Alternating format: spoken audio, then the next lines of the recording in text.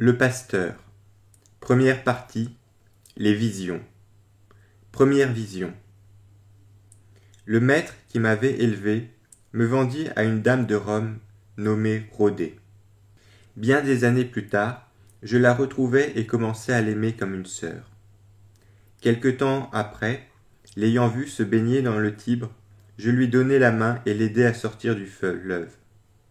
En voyant sa beauté, je me fis cette réflexion dans mon cœur. Je serais bien heureux d'avoir une femme de cette beauté et de ce caractère. Je n'eus que cette simple pensée, rien de plus. Un peu plus tard, je me rendais à Cumes et glorifiais les œuvres de Dieu, leur grandeur, leur magnificence, leur puissance. Je m'endormis en marchant. Un esprit me saisit et m'emporta à travers une contrée inaccessible qu'un homme n'eût pu parcourir. C'était un endroit escarpé et raviné par les eaux. Après avoir traversé le fleuve, qui était là, j'arrivai dans la plaine. Je m'agenouillai alors et me mis à prier le Seigneur et à confesser mes péchés. Pendant que j'étais en prière, le ciel s'ouvrit et j'aperçus la femme que j'avais désirée, qui me saluait du haut du ciel en disant « Bonjour Hermas !» Levant les yeux vers elle, je lui dis « Maîtresse, que faites-vous ici ?» « J'ai été enlevée au ciel, me répondit-elle, pour accuser tes péchés devant le Seigneur. »« Quoi ?» lui dis-je, « vous vous faites maintenant mon accusatrice ?»« Non, mais écoute les paroles que j'ai à te dire. Le Dieu qui habite dans les cieux, qui a tiré les êtres du néant, qui les a fait multiplier et croître pour sa sainte Église, est irrité contre toi, parce que tu as péché à mon égard. » « J'ai péché envers vous, lui répondis-je. De quelle manière? Vous ai-je jamais adressé une parole inconvenante? Ne vous ai-je pas toujours regardé comme une déesse? Ne vous ai-je pas toujours respecté comme une sœur? Pourquoi me reprocher faussement aux femmes ces méfaits et ces impuretés? Elle me dit en riant, « Le désir du mal est monté dans ton cœur. Ne penses-tu pas que c'est mal pour un homme juste de laisser monter dans son cœur le mauvais désir? Oui, c'est un péché, ajouta-t-elle, et un grand péché. Car l'homme juste ne forme que des desseins justes. La droiture de ses intentions fait grandir sa réputation dans les cieux et lui assure l'indulgence de Dieu dans tous ses actes. Ceux, au contraire, qui trament dans leur cœur des desseins pervers, se préparent la mort et la captivité. Ceux-là surtout, qui s'attachent au siècle présent, s'enorgueillissent de leur richesse et se désintéressent des biens à venir. Elles se repentiront les âmes de ces hommes qui n'ont point d'espérance et se sont abandonnés, eux et leur vie. Mais toi, prie Dieu, et il guérira tes péchés, ceux de toute la maison et de tous les saints. Après qu'elle eut proféré ces paroles, les cieux se fermèrent. Pour moi, je restais tout en proie à la terreur et à l'affliction. Je me disais, en moi-même, si cette pensée m'est comptée pour un péché, comment pourrais-je me sauver? Comment apaiser Dieu sur mes péchés consommés? En quels termes prier le Seigneur de m'être propice? Pendant que j'agitais ces questions dans mon cœur, j'aperçus devant moi un grand siège en laine blanche comme la neige. Une femme âgée, vêtue d'habits éblouissants, et tenant un livre à la main s'avança, s'assit seule et me salua en disant « Bonjour Hermas !» Et moi, tout triste et baigné de larmes, je lui répondis « Bonjour madame !» Hermas, reprit-elle, d'où te vient cet air sombre? Toi, le patient et doux Hermas, toujours riant. Pourquoi cet air abattu au lieu de ta gaieté? C'est, lui répondis-je, qu'une femme très vertueuse m'accuse d'avoir péché envers elle. Le serviteur de Dieu, dit-elle, est incapable d'une telle action, mais une pensée, du moins, est montée dans ton cœur au sujet de cette femme. Or, pour les serviteurs de Dieu, une pareille intention est un péché. Oui, pour une âme austère et déjà approuvée, c'est une pensée mauvaise, abominable de désirer faire une action coupable. Et surtout pour Hermas, le chaste. Hermas éloigné de tout mauvais désir, rempli d'une parfaite simplicité et d'une grande innocence. Mais ce n'est pas pour cette raison que Dieu est irrité contre toi. Ce qu'il veut, c'est que tu ramènes au bien tes enfants qui ont péché contre le Seigneur et contre vous, leurs parents. Ton amour pour eux t'a empêché de les reprendre, et tu les as laissés tomber dans une affreuse corruption. Voilà d'où vient la colère du Seigneur contre toi. Mais il réparera tous les dommages que tu as jusqu'ici éprouvés dans ta maison, car ce sont les péchés et les déportements de tes enfants qui ont amené la ruine de tes affaires temporelles. Dans sa grande miséricorde, le Seigneur a eu pitié de toi et de ta famille. Il te fortifiera et te donnera sa gloire pour fondement. Seulement pas de mollesse mais du courage pour relever le moral de ta maison. Car de même que le forgeron, à force de coups de marteau, finit par donner à son œuvre la forme qui lui plaît, de même aussi le langage de la justice, répété chaque jour, vient à bout de toute dépravation. Ne cesse donc pas d'avertir tes enfants, car je le sais, s'ils font pénitence de tout leur cœur, ils seront inscrits avec les saints sur les livres de vie. Ce discours achevé, elle me dit : « Veux-tu m'entendre lire ? » ?»« Volontiers, madame, répondis-je. »« Prête donc l'oreille, me dit-elle, et écoute les louanges de Dieu. » J'entendis alors des paroles sublimes et merveilleuses, mais dont je ne pus garder le souvenir, car elles étaient toutes terrifiantes et au-dessus des facultés humaines. J'ai cependant retenu les dernières, qui étaient consolantes et à notre portée. Les voici.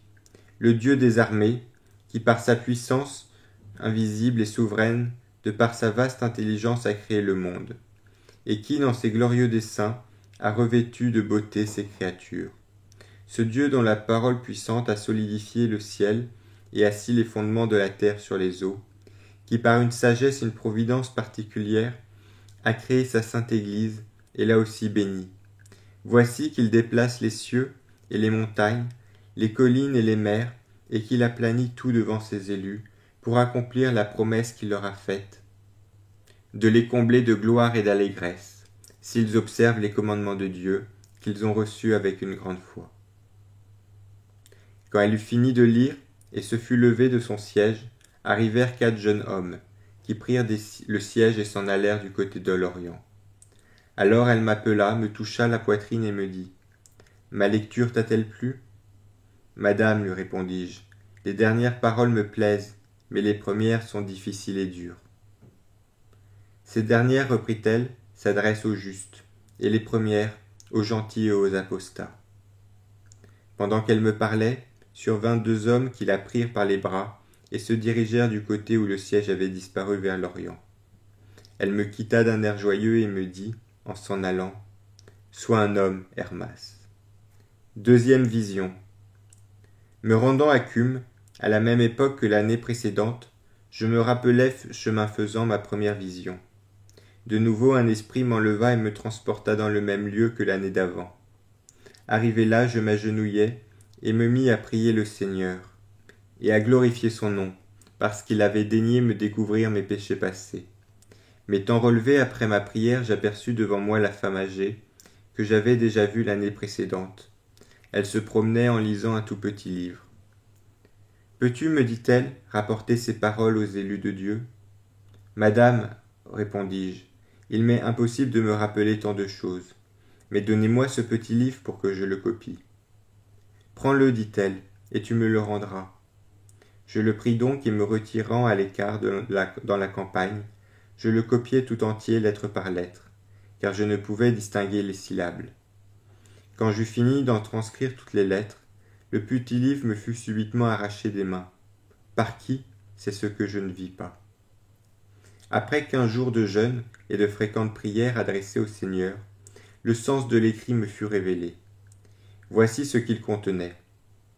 Tes enfants Hermas ont péché contre Dieu, blasphémé le Seigneur et trahi leurs parents, avec beaucoup de malice.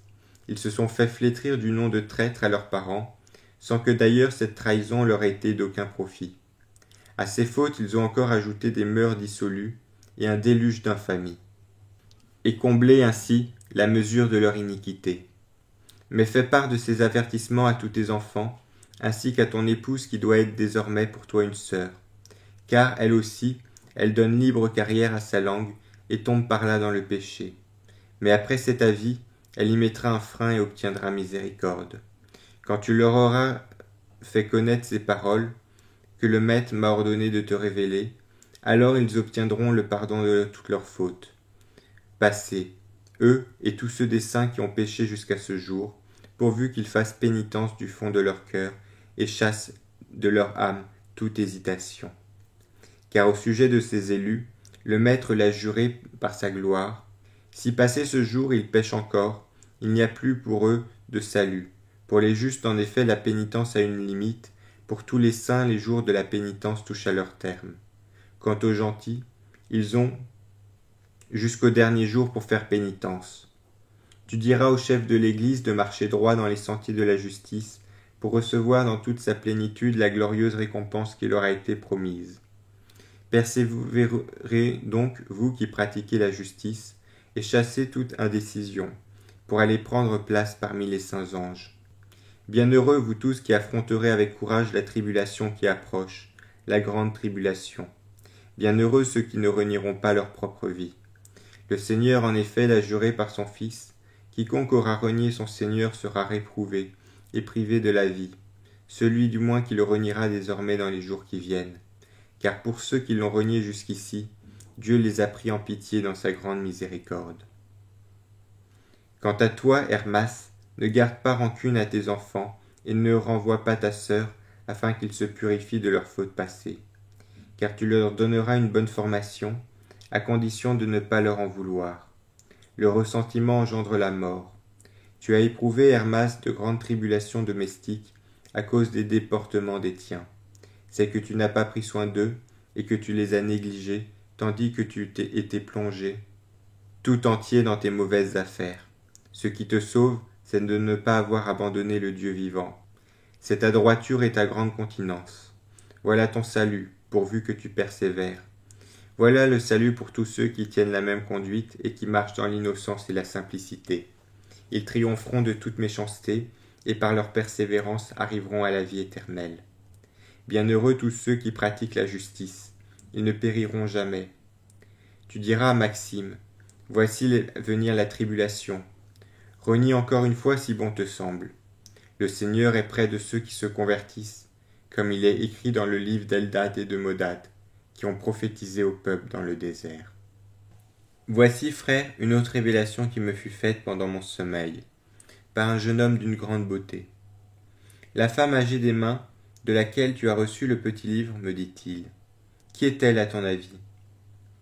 La Sibylle, répondis-je. Tu te trompes, reprit-il. Ce n'est pas elle. Qui est-elle donc? L'Église.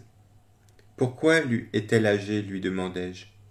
Parce que, me répondit-il, elle a été créée la première avant toute chose. Voilà pourquoi elle est âgée. C'est pour elle que le monde a été fait. Plus tard, j'eus une vision dans ma maison. La femme âgée entra et me demanda si j'avais déjà remis le livre au presbytre. Pas encore, répondis-je. Tu as bien fait, me dit-elle, car j'ai quelques mots à y ajouter. Quand j'aurai fini, tu porteras mes paroles à la connaissance de tous les élus. Pour cela, tu feras 2 copies du petit livre. Tu enverras l'une à Clément et l'autre à Grapté. Clément l'adressera aux autres villes, car c'est lui qui est chargé de ce soin. Quant à Grapté, elle s'en servira pour l'instruction des veuves et des orphelins, et toi, tu en donneras lecture dans cette ville aux presbytres qui sont à la tête de l'Église. 3e vision. Voici, frère, ce que j'y vis. J'avais jeûné bien des fois et prié le Seigneur de m'envoyer la révélation qu'il avait promis de me faire par le ministère de la femme âgée. La nuit même, celle-ci m'apparut et me dit « Puisque tu as un tel besoin et un tel désir de tout savoir, va dans le champ où tu cultives l'épeautre. Vers la 5e heure, je t'apparaîtrai et te montrerai ce que tu dois voir. » Je lui demandai « Madame, à quel endroit du champ ? Où tu voudras, me répondit-elle. Je choisis alors un bel endroit écarté, mais avant que j'eusse ouvert la bouche pour le lui indiquer, elle me dit « J'irai au lieu que tu désires. » Je me rendis donc, mes frères, dans le chemin comptant les heures, et j'arrivai à l'endroit convenu.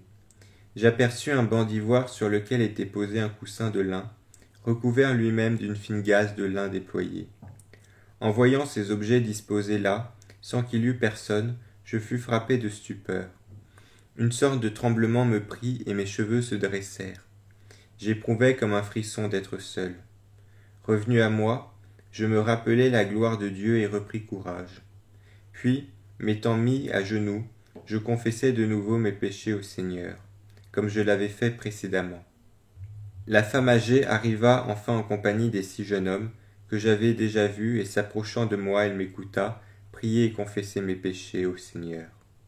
Puis elle me toucha et me dit, « Hermas, cesse de prier uniquement pour tes péchés. Demande aussi la justice, afin d'en obtenir un peu pour ta maison. » Me prenant alors par la main, elle me releva, me conduisit vers le siège et dit aux jeunes gens, « Allez travailler à la construction. » Quand les jeunes hommes partis, nous fûmes seuls et elle me dit, « Assis-toi ici. » « Madame, répondis-je, laissez les presbytres s'asseoir les premiers. »« Fais ce que je te dis, reprit-elle, assis-toi. » Je voulus m'asseoir du côté droit, mais elle m'en empêcha, et de la main me fit signe de m'asseoir du côté gauche.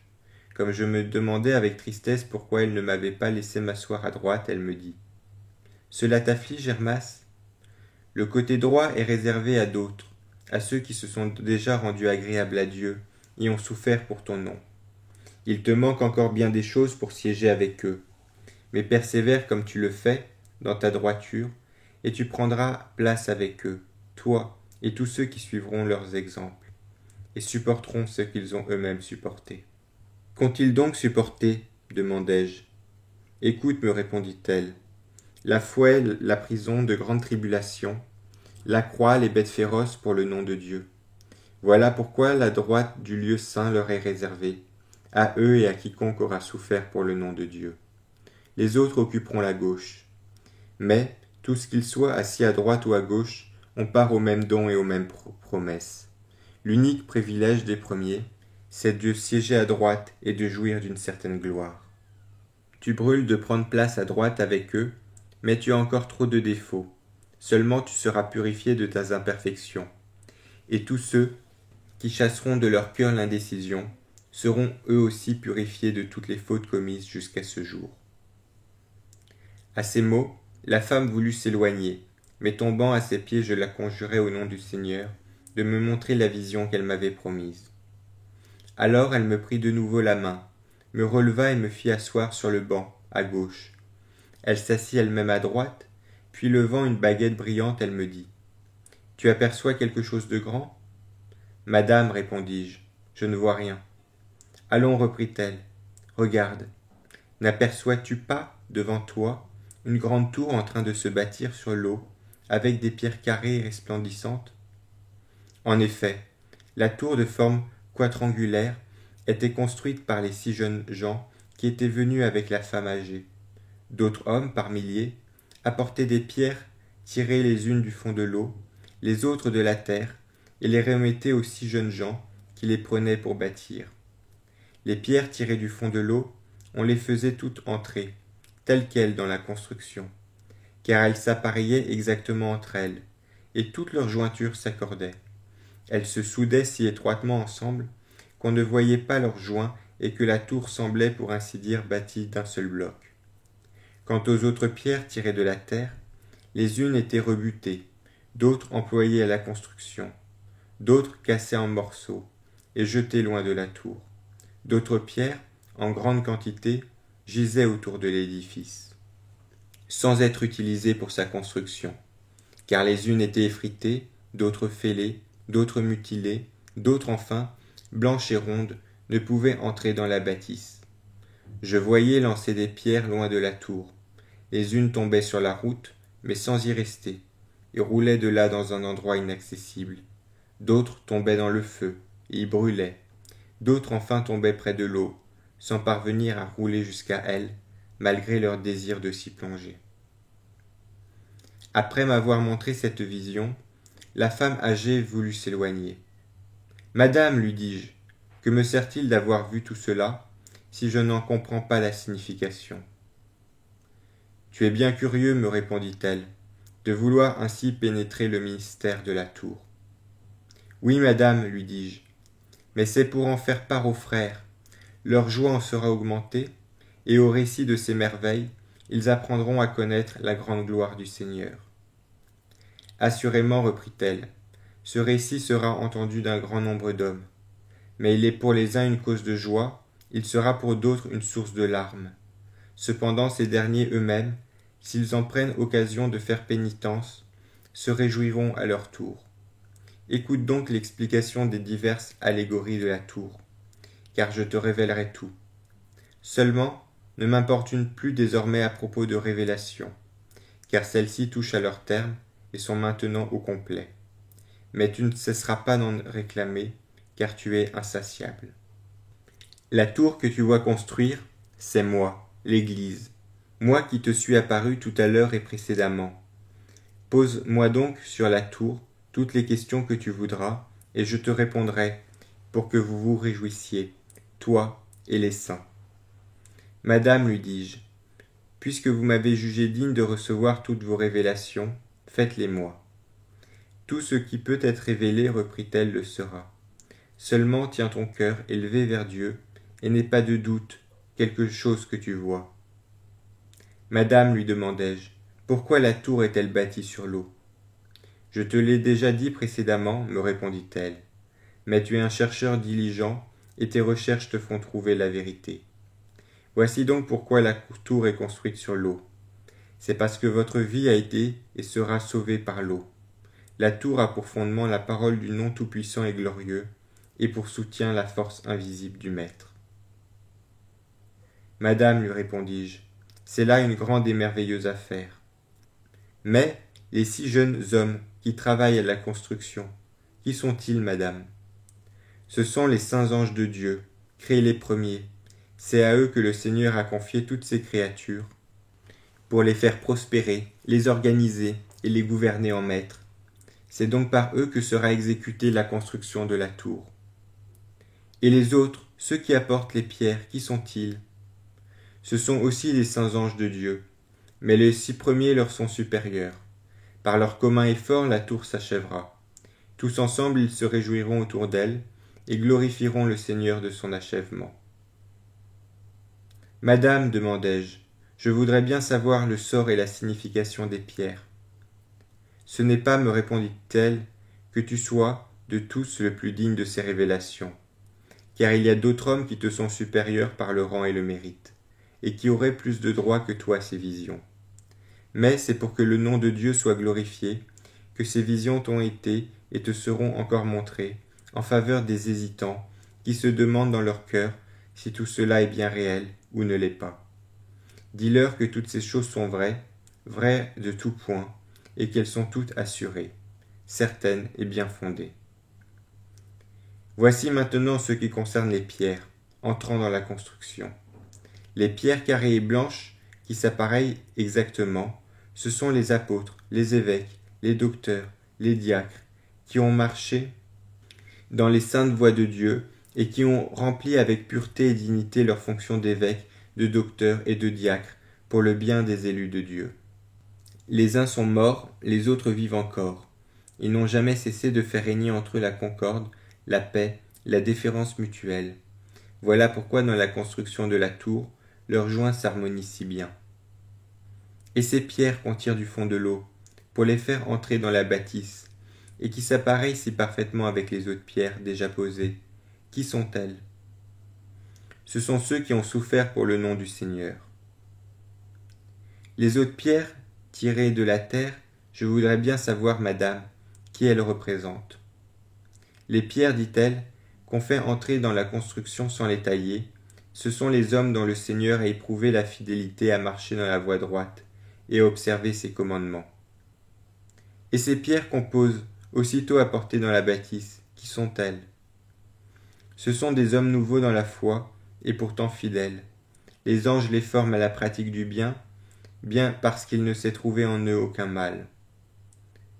Les pierres qu'on met au rebut et qu'on jette, qui figurent-elles? Les pécheurs qui veulent faire pénitence. On ne les jette pas bien loin de la tour, parce que s'ils se repentent, ils pourront bien servir à la construction. Ceux donc qui se disposent au repentir seront, quand ils auront fait pénitence, fermes dans la foi. Seulement, c'est maintenant qu'ils doivent se convertir, pendant que la tour est encore en construction. Car l'édifice, une fois achevé, il n'y aura plus de place pour eux, ils seront définitivement rejetés, il ne leur restera plus que d'être auprès de la tour. Veux-tu savoir ce que représentent ces pierres qu'on brise et qu'on jette loin de la tour? Ce sont les fils d'iniquité. Leur foi n'est qu'hypocrisie, et ils n'ont aucunement renoncé au mal. Aussi n'y a-t-il pas pour eux de salut, car leur perversité les rend impropres à la construction. Ils ont été cassés en morceaux et jetés au loin à cause de la colère du Seigneur, qu'ils ont irrité.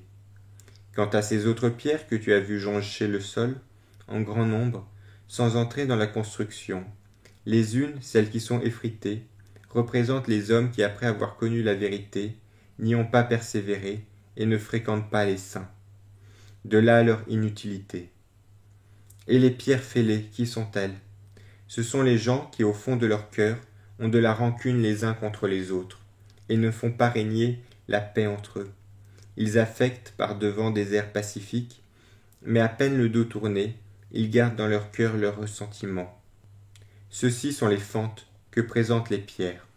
Quant aux pierres mutilées, elles sont la figure de ceux qui ont embrassé la foi et dont la vie est en majeure partie réglée sur la justice, mais avec quelques attaches encore à l'iniquité.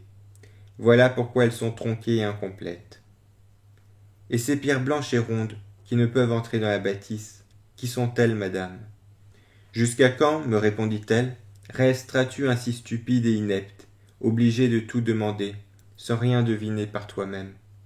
Ce sont ceux qui ont la foi, mais qui possèdent en même temps les richesses de ce monde. Quand survient une persécution, leur affaire et leur richesse les amènent à religner leur maître. Madame, répartis-je, quand donc seront-ils propres à la construction? Lorsque, reprit-elle, ces richesses qui les séduisent auront été rognées, alors ils seront en état d'être utilisés par Dieu. De même en effet qu'une pierre ronde ne peut devenir carrée sans être taillée et sans perdre une partie d'elle-même, de même aussi les riches de ce monde ne peuvent devenir utiles au Seigneur qu'après retranchement fait à leur richesse. Ton propre exemple, le premier, te fera comprendre cette vérité. Quand tu étais riche, tu n'étais bon à rien. Maintenant tu es utilisable et apte à la vie. Mettez-vous donc en état d'être utilisé par Dieu. N'as-tu pas été toi-même l'une de ces pierres? Quant à ces autres pierres que tu as vues lancer loin de la tour, tomber sur la route et rouler de là, dans des endroits inaccessibles, ce sont ceux qui, après avoir embrassé la foi, ont ensuite entraîné, par leurs doutes, abandonné le chemin de la vérité. Se croyant capables de trouver une meilleure voie, ils s'égarent et se fatiguent à marcher dans des pays sans route. Les pierres qui tombent dans le feu et y brûlent, ce sont ceux qui se sont définitivement séparés du Dieu vivant. Jamais plus la pensée de faire pénitence n'est montée dans leur cœur. Esclaves qu'ils sont, de leur passion impudique, et des infamies qu'ils ont commises. Et ces autres pierres qui tombent près de l'eau, sans parvenir à rouler jusqu'à elles, veux-tu savoir qui elles sont? Ce sont ceux qui ont entendu la parole de Dieu, et qui désirent recevoir le baptême au nom du Seigneur, mais qui, en songeant à la pureté exigée par la vérité, se ravisent et se mettent de nouveau à leur remorque de leur passion mauvaise. La femme âgée avait ainsi terminé l'explication de la tour. Je m'enhardis à lui demander encore si toutes ces pierres rejetées et impropres à la construction pouvaient faire pénitence et trouver place dans cette tour. Elles peuvent, me répondit-elle, faire pénitence, mais non pas entrer dans la construction de cette tour. Elles trouveront place dans un autre édifice, beaucoup moins élevé, mais seulement après avoir subi des tourments et mis fin à leurs péchés. Ces hommes seront délivrés de leurs tourments pour avoir écouté la parole de la justice, et cette délivrance arrivera pour eux le jour où ils songeront aux mauvaises actions qu'ils ont commises. Sinon, il n'y aura pas de salut pour eux à cause de la dureté de leur cœur. Quand j'eus fini de poser à la femme âgée toutes ces questions, elle me dit « Veux-tu voir autre chose ?» Ma curiosité fut grandement réjouie à l'annonce d'une nouvelle vision. La femme sourit doucement et en me regardant, et me dit « Vois-tu cette femme autour de l'édifice ?» « Oui, madame, répondis-je. Ce sont elles qui soutiennent cette tour, suivant l'ordre du Seigneur. Voici maintenant leur fonction. La première, celle qui a des mains robustes, s'appelle la foi. C'est par elle que sont sauvés les élus de Dieu. La deuxième, celle qui porte une ceinture et un air viril, s'appelle la continence. Elle est fille de la foi. Quiconque s'attachera à elle assurera le bonheur de sa vie, car il s'abstiendra de toute mauvaise action, persuadé que la résistance à tous les désirs pervers lui vaudra l'héritage de la vie éternelle. Et les autres, madame, qui sont-elles? Elles sont filles l'une de l'autre et s'appellent la simplicité, la science, l'innocence, la sainteté, la charité. Si tu accomplis toutes les œuvres de leur mère, tu peux arriver à la vie. Madame, lui dis-je, je voudrais bien savoir quelle est la vertu particulière de chacune d'elles. Voici, dit-elle, leurs vertus. Ces vertus sont subordonnées les unes aux autres et s'enchaînent dans l'ordre même de naissance des femmes qui les possèdent. De la foi naît la continence, de la continence la simplicité, de la simplicité l'innocence, de l'innocence la sainteté, de la sainteté la science, de la science la charité. Leurs œuvres sont pures, saintes et divines. Quiconque servira ces femmes et aura la force de rester fidèle à leurs œuvres sera admis à résider dans la tour avec les saints de Dieu. J'interrogeais encore la femme âgée sur les temps et lui demandai si c'était maintenant la fin. Insensé, s'écria-t-elle d'une voix forte. Ne vois-tu pas que la tour est encore en construction? Quand elle sera terminée, ce sera la fin. Or, elle sera vite bâtie. Ne me demande rien de plus.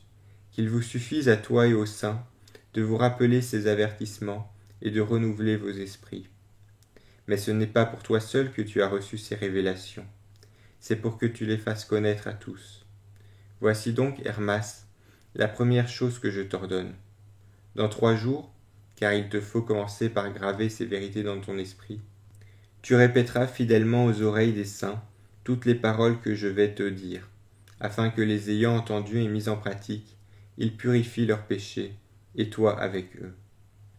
Écoutez-moi, mes enfants, je vous ai élevés dans une grande simplicité, innocence et sainteté, grâce à la miséricorde du Seigneur, qui a fait tomber goutte à goutte sur vous la justice pour vous justifier et vous purifier de tout péché et de toute perversité.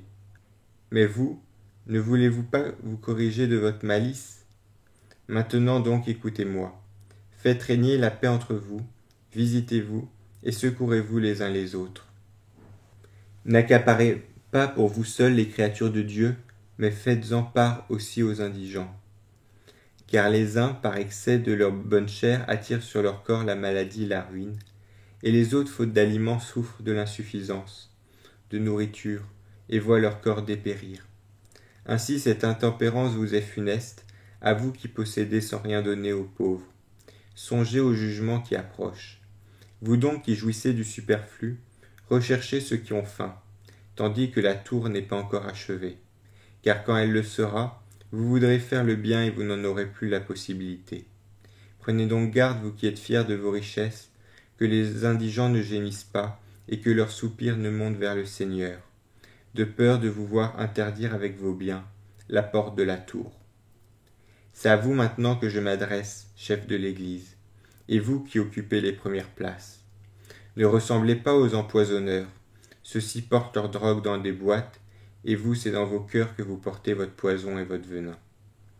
Vous êtes endurcis, vous ne voulez pas purifier vos cœurs et opérer par cette pureté même la fusion complète de vos sentiments, afin de trouver miséricorde auprès du grand roi. Prenez garde, mes enfants, que ces divisions ne vous fassent pas perdre la vie. Comment voulez-vous donner aux élus du Seigneur une bonne formation, si vous n'en avez vous-même aucune? Formez-vous donc les uns les autres, et faites régner la paix entre vous, afin que moi aussi je puisse me présenter joyeuse devant le Père, pour rendre compte de vous tous à votre Seigneur. Quand la femme eut fini de me parler, les 6 jeunes hommes qui travaillaient à la construction s'approchèrent et l'emportèrent vers la tour, tandis que 4 autres enlevaient le banc et l'emportaient lui aussi vers la tour. Je n'aperçus pas le visage de ces derniers, parce qu'ils me tournaient le dos. Pendant que la femme s'éloignait, je la priai de me révéler le sens des 3 formes sous lesquelles elle m'était apparue. Elle me répondit. Pour avoir une révélation sur ce point, c'est à un autre que tu dois t'adresser. Or, mes frères, dans la première vision l'année précédente, elle m'était apparue sous les traits d'une jeune femme extrêmement âgée. Elle m'était apparue sous les traits d'une femme extrêmement âgée, assise dans un fauteuil. Dans la deuxième vision, elle avait le visage plus jeune, mais le corps et les cheveux encore vieux. Elle me parlait debout et était plus joyeuse que la première fois. Dans la troisième vision, elle était entièrement jeune et d'une éclatante beauté. Seuls ses cheveux portaient les marques de la vieillesse. Elle s'y montra d'une extraordinaire gaieté et était assise sur un banc. J'étais extrêmement anxieux d'être éclairé par une révélation sur ces différents points. Or, la nuit, dans une vision, la femme âgée m'apparut et me dit « Toute prière a pour condition l'humilité. Jeûne donc, et tu obtiendras du Seigneur ce que tu lui demandes. » Je jeûnai donc pendant une journée, et la nuit même je vis un jeune homme qui me dit « Pourquoi cet empressement à demander tout de suite de nouvelles révélations? Prends garde en demandant trop de nuire à ta santé. Les révélations précédentes te suffisent. Es-tu donc de force à recevoir des révélations plus insignes que celles que tu as eues? Seigneur, répondis-je, je ne demande qu'une chose, l'explication des trois formes de la femme âgée pour parfaire la révélation. Jusqu'à quand, reprit-il, manquerez-vous d'intelligence? Ce qui vous obscurcit l'esprit, c'est de douter et de ne pas tenir vos cœurs élevés vers le Seigneur. Oui, Seigneur, répondis-je encore, mais par vous, nous aurons de ces choses une connaissance plus sûre et plus précise. Voici, dit-il, l'explication des trois formes, objet de tes recherches. Pourquoi dans la première vision la femme t'est-elle apparue vieille et assise dans un fauteuil? C'est parce que votre esprit était vieilli, déjà épuisé sans force, par suite de votre mollesse et de vos doutes. De même en effet que les vieillards ayant perdu tout espoir de recouvrer leur force, n'attendent plus que le dernier sommeil, de même vous aussi, affaiblis par les tracas du siècle, vous vous êtes abandonnés au découragement, au lieu de jeter vos soucis sur le Seigneur. Aussi, votre cœur a-t-il été brisé, et le chagrin vous a-t-il vieilli? Pourquoi donc la femme était-elle assise dans un fauteuil? Je voudrais bien le savoir, Seigneur. Parce que tout infirme à cause de sa faiblesse s'assit dans un fauteuil, pour soutenir son faible corps. Tel est, en peu de mots, le sens de la première vision. Dans la deuxième vision, tu as vu la femme debout, avec un visage plus jeune et plus gai que la première fois, mais avec le corps et les cheveux encore vieux. Écoute, continua-t-il, la comparaison suivante. Un vieillard réduit au désespoir par sa faiblesse et son dénuement n'attend plus que son dernier jour. Mais voici que tout d'un coup, un héritage lui est laissé. Cette nouvelle le ranime et le remplit de joie. Il se revêt de force, quitte sa couche et se tient debout. C'est une rénovation pour son âme, épuisée par ses travaux antérieurs. À l'inertie succède chez lui une activité virile. C'est ainsi qu'il en a été pour vous, à l'annonce de la révélation que le Seigneur vous a faite. Il a eu pitié de vous et a renouvelé vos âmes. Renonçant à la mollesse, vous avez repris de l'énergie et vous vous êtes affermis dans la foi. Cette restauration de vos forces a réjoui le Seigneur. Voilà pourquoi il vous a montré la construction de la tour et vous favorisera encore d'autres révélations, pourvu que vous travaillez de tout votre cœur à faire régner la paix entre vous. Dans la troisième vision, la femme t'est apparue jeune, belle et gaie. Elle avait une forme gracieuse.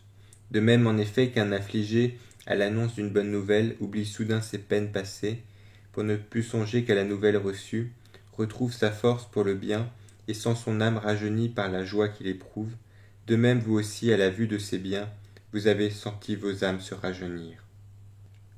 Et si tu l'as vue assise sur un banc, c'est pour marquer la stabilité de sa position, car un banc a 4 pieds, et possède par là une assiette ferme. Le monde lui-même n'est-il pas constitué par 4 éléments? Ceux donc qui auront fait pénitence jouiront d'un complet rajeunissement et d'un affermissement définitif. J'entends ceux qui auront fait pénitence de tout leur cœur. La révélation est maintenant complète. Ne demande plus rien à ce sujet. Si cependant le besoin s'en faisait sentir, tu en recevrais une autre. Quatrième vision. 20 jours après la vision précédente, mes frères, j'en eus une autre, figure de la tribulation qui approche. Je me rendais par la voie campanienne à ma propriété. Situé à environ 10 stades de la voie publique, la route qui y conduit est facile.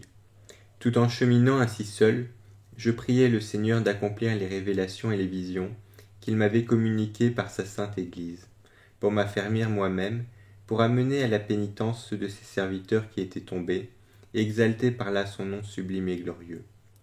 Ne m'avait-il pas jugé digne de contempler ces merveilles? Pendant que je rendais ainsi gloire et grâce au Seigneur, j'entendis comme une voix qui me dit « N'aie pas de doute, Hermas. » Je me fis alors en moi-même cette réflexion. Comment pourrais-je douter, après avoir été si solidement affermi par le Seigneur et avoir contemplé de si grandes choses? Quelques pas plus loin, mes frères, voilà que j'aperçus un nuage de poussière qui semblait s'élever jusqu'au ciel, et je me dis en moi-même, ne serait-ce pas un troupeau qui approche et qui soulève ainsi la poussière? C'était à peu près à la distance d'un stade. Le tourbillon devenant de plus en plus grand, j'eus le pressentiment d'un phénomène divin. À la faveur d'une éclaircie, je distinguai une bête énorme, sorte de monstre marin, dont la gueule vomissait des sauterelles de feu. Il pouvait avoir 100 pieds de longueur, et sa tête était de la grosseur d'un tonneau. Je me mis à pleurer et à supplier le Seigneur de me sauver du monstre. Je me souvins en même temps de la parole que j'avais entendue. « N'aie pas de doute, Hermas. » M'étant donc, frère, armé de confiance dans le Seigneur, et me rappelant les merveilles qu'il m'avait fait voir, je marchai résolument vers le monstre. Celui-ci s'avançait avec une telle impétuosité qu'il eût pu renverser une ville. À mon approche, l'énorme monstre se blottit par terre, sans rien faire sortir de sa gueule que sa langue, et resta là complètement immobile jusqu'à ce que je fusse passé. Il avait sur la tête 4 couleurs, noir, rouge-feu et sang, jaune d'or et blanc. J'avais dépassé la bête et m'étais avancé d'une 30aine de pieds, quand je vis venir à moi une vierge, parée comme l'épouse qui sort de la chambre nuptiale, toute vêtue de blanc, chaussée de souliers blancs, la tête couverte jusqu'au front d'une mitre qui lui servait de coiffure. Elle avait les cheveux blancs. D'après mes visions précédentes, je la reconnus pour l'Église, et sa vue me combla. Elle me salua par ces paroles. « Salut à toi, homme !» Et moi, je lui rendis son salut. « Madame, je vous salue. »« N'as-tu rien rencontré ?» reprit-elle. « Madame, répondis-je, j'ai rencontré une bête monstrueuse, de taille à détruire des peuples, mais grâce à la puissance du Seigneur et à sa grande miséricorde, je lui ai échappé. »« Si tu lui as heureusement échappé, me dit-elle, c'est que tu as jeté ton souci sur Dieu, et que tu as ouvert ton cœur au Seigneur, dans la conviction qu'il n'y a point pour toi d'autre moyen de salut que le nom grand et glorieux. Voilà pourquoi le Seigneur a envoyé celui de ses anges, qui est chargé des bêtes sauvages, et qui s'appelle Tégri, pour fermer la gueule du monstre et l'empêcher de te faire du mal. Tu as échappé là à un grand malheur, grâce à ta foi que la vue d'une bête aussi monstrueuse n'a point ébranlé. Va donc raconter les merveilles du Seigneur à ses élus, et dis-leur que cette bête est la figure de la grande tribulation qui approche. Préparez-vous d'avance et revenez au Seigneur de tout votre cœur, par la pénitence. Alors vous pourrez échapper à cette tribulation, à condition de rendre votre cœur pur et sans tache, et de demeurer tout le reste de votre vie irréprochable dans le service du Seigneur. Jetez vos soucis sur le Seigneur, et lui-même vous en délivrera. Croyez au Seigneur, homme d'une foi chancelante. Croyez qu'il peut tout, ou détourner de vous sa colère, ou vous envoyer des châtiments, si vous persévérez dans vos doutes. Malheur à ceux qui entendent ces paroles sans en profiter. Mieux vaudrait pour eux n'être jamais nés. J'interrogeai la femme sur les 4 couleurs que le monstre avait sur la tête. Elle me répondit. Voilà encore ta curiosité indiscrète pour les choses de ce genre. C'est vrai, madame, lui dis-je, mais apprenez-moi ce que signifient ces couleurs. Écoute, reprit-elle, le noir, c'est le monde que vous habitez. Le rouge feu et sang signifie que ce monde doit périr par le sang et le feu. La partie dorée, c'est vous, vous qui avez échappé à ce monde. C'est par le feu que l'or est éprouvé et rendu propre à l'usage. C'est à pareille épreuve que vous êtes soumis, vous qui habitez au milieu du siècle.